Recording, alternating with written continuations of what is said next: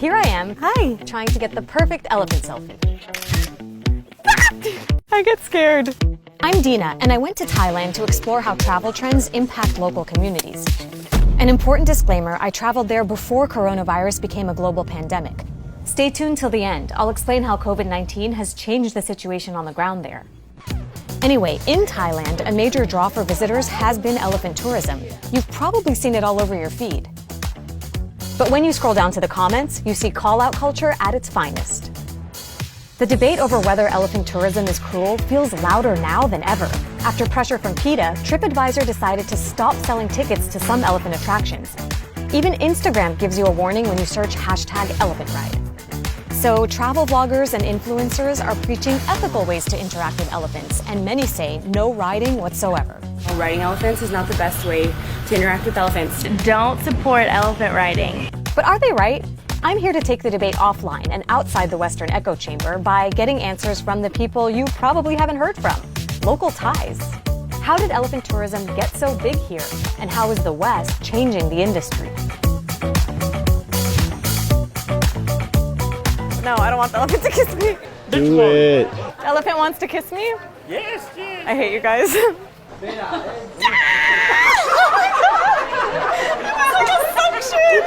Okay, that felt weird, but it's what a lot of tourists do here. Elephants have long occupied a special and rather emotional place in our hearts. You're a beauty. The number of visitors to Thailand more than doubled in the last decade, and these Asian elephants, which by the way are endangered, have been a huge attraction. For a fee, tourists can bathe them, dust them off with palm fronds, get a hug, and even watch them perform. Oh my God. The elephants are straight up painting. I feel weird. More on that later. My team and I decided to check out 2 different elephant attractions. This first one lets tourists get up close and take as many photos as they want. My cousin came a couple years ago and got the sickest one. You see the photo and you're like, oh, that's the place I have to go because I need that photo. The staff here says the baby elephants actually respond to the word selfie. Selfie! Selfie! Maybe not. This is Pat. He's part of a group of scientists and experts trying to improve the welfare of captive elephants in the region. So you get near and then say bon. Bon, bon, bon. Didi, Didi. Pat runs this farm and is frustrated with the backlash against elephant tourism. People who live in different parts of the world, including in America and Europe, wrongly judge the people who work direct with the elephants. Do you think that a lot of this debate comes down to Westerners not trusting Thais who've been living with these animals for hundreds and hundreds of years? Actually, it's thousands and thousands of years that Thailand and Asian people been having them as a domesticated elephant, probably as long as the Western been having horses. Okay, but why are there so many elephants in tourism? The history background of the elephant in... Hold for elephant. Didi, Didi. Pat told me elephants have historically played a huge role in Thai society. They hold religious importance, they were used to fight in wars, for transportation, and most notably were made to work in the logging industry hauling teakwood. But by the 1980s, the country's forests were rapidly decreasing, and in 1989, the government banned logging. Suddenly, elephants and the families that cared for them were left without a job, and thanks to deforestation, had nowhere to go. What happened is we've been cutting down the tree for the last 400 years, and then one day we tell the elephant, you can go home. But there was no home. And the elephant been living with people for the whole life, so they're not able to survive by themselves.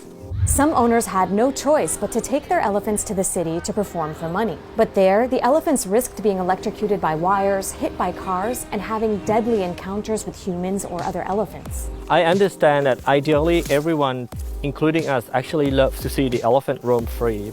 But since it's not in the case, I would say that the only chance of survival for this elephant is to be here under protection of the elephant guardians. So you're saying like tourism is the solution? Yes, that's right. But what kind of tourism exactly? Pat says the word sanctuary, which you might know as the ethical option, is a myth. For me, there is no sanctuary in Thailand. That's because to be a true sanctuary, all the elephants would have to roam free without any human interaction, which Pat says is unrealistic. In the last 5 years, many of the elephant places and elephant facility or even the elephant camp has actually changed the names to be called sanctuary. Branding and to get a positive image.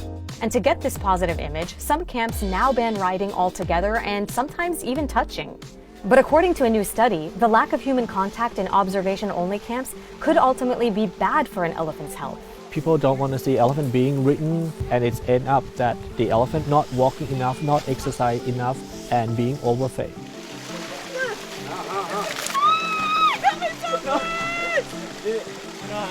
So I see your visitors here riding the elephants, but everything I've heard from folks in the US is that riding is bad, and even Instagram warns against it. Actually, Is it bad? No, the total weight of both person on the elephant there, it's still less than 5% of the elephant body weight. So carrying person on him, it's just like the way you carry your handbag. If we do it right, we do it correctly, we can actually provide much better health care level to the elephant. What many animal rights activists claim, though, is that elephants have to be abused in order to be this comfortable around people. But Pat and multiple Thai and Western experts we spoke to said that's not true. The elephant knows that we are their guardians. We are the one that protecting them. We can easily train the elephant. We can easily teach the elephant without any kind of punishments. So we're finally going to get to talk to a mahout, and he's up there with his elephant right now. Mahouts are elephant caregivers, and they're traditionally bonded to one elephant at a time. Sawadika. สวัสดีครับ I'm Dina. Dina Dina. Dari Dari, nice to meet you. Nice to And meet this is Beku Beku. yeah. Dari has taken care of elephants since he was 12. He's Karen, an ethnic minority originally from Myanmar, known for their elephant handling skills. I'd love to hear about your relationship with Beku. Enan bahasa lagi jangan mulu pa nan tu ve Can you show me how you get on her? Talo Ui Mun Soon Ready How much have you heard about the controversy in the West regarding riding elephants? Talo ke chone cái chập phát đồ nó ba đó nó tự đó này hai gọt đi rồi ba đó có mà ni chỉ ba đó nó tự đó tha xí này la thì hai con lửa lịch lộ nó ba đó.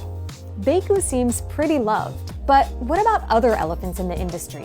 Remember this?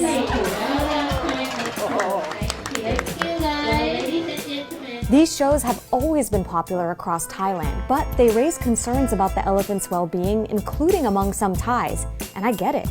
So I met up with Dr. Im. She's a vet who studies the health of elephants in northern Thailand. Check the color of the mouth, and we can see the teeth of elephant as well. Where? Oh, there they are. Okay, yeah. Yeah. That is okay, no tear. What does it mean if there is a tear? Maybe have a ulcer on the cornea or inflammation. Yeah. Do they cry when they're sad like we do? No. They don't cry? No, they don't cry. Okay. This little guy, like, he's so talented. He can paint, he can kick a ball, he's athletic. But I don't know how I feel about watching him perform in a show like that. Is that okay? We should not judge anything by our own opinion or just emotion. As a researcher and a scientist, I think we should use science to judge, to solve the problem, and see which kind of work is the best practice for them. So from what you see in this clinic working with these elephants, they're fine?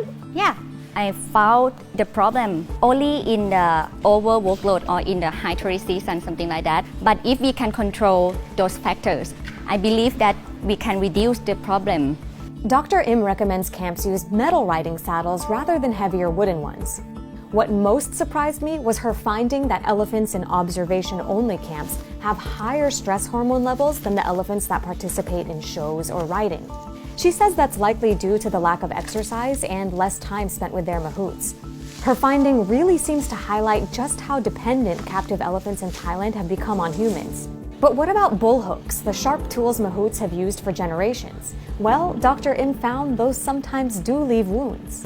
We have to accept that we have the problem with how well our mahout using hook. So we need more training of the mahout and use it only in the necessary situation.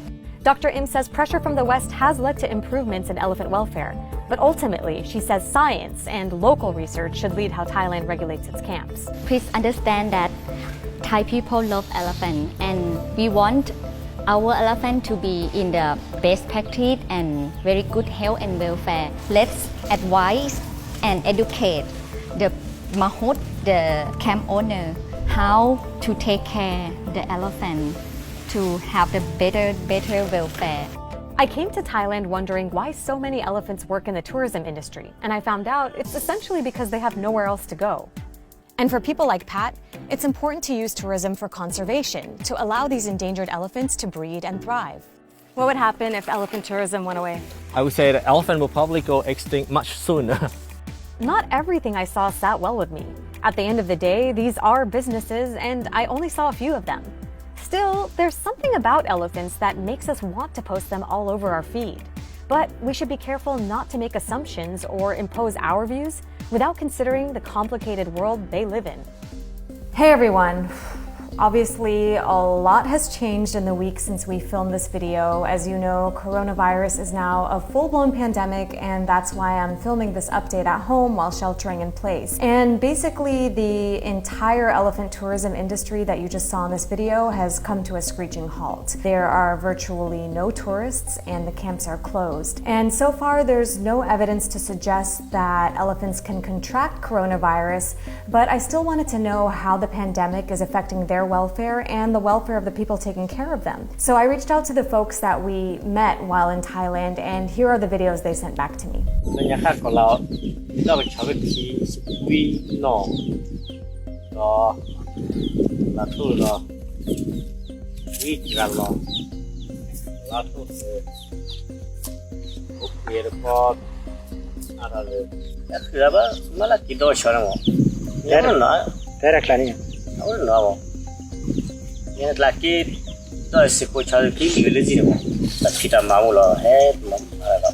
Well, for those people who actually been demanding for the elephant tourism to be stopped, you got to be very careful of what you wish. Some of the people may take the elephant back to the areas where they may end up doing illegal logging. The people may take the elephant to the street and beg for the money. And once those people give up, who's gonna look after the elephant? Yes, we are very worried about elephant welfare during COVID-19 period. We may find poor nutrition or underweight elephants. Elephants will be chained for a long time. No activity, no social interaction. Hey guys, thanks for watching, and make sure you also check out our next episode filmed in Thailand all about authentic tourism. We're gonna post the whole series in our Checked In playlist. Since I know so many of you are at home, you can also watch more of my reporting here on Facebook and also look out for more of AJ Plus's coronavirus coverage.